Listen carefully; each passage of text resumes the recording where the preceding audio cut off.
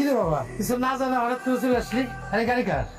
এই গাড়ি deputy director Sadiq সাহেবের ছিল। তারপরে তোর গাড়ি তোর গাড়ি দেখছো পাগল পাগল খুব সুন্দর হয়েছে রে। তারা ভাই দেখছেন এটা কার গাড়ি? আমার ছেলে স্বামী। আমি যেটা পারি না সেটা আমার ছেলে করে দেখাইছে বুঝছো? সুন্দর হয়েছে। কেমন লাগছে? ভালো। সন্তান যখন ভালো থাকে বড় কিছু করে তখন নিজেকে সফল মনে হয়। মনে হয় যে বাবা হিসেবে আমি শান্ত, নিজের পায়ে দাঁড়াইছি। মনে হয় যে আমার সে সফল আর কেউ আছে।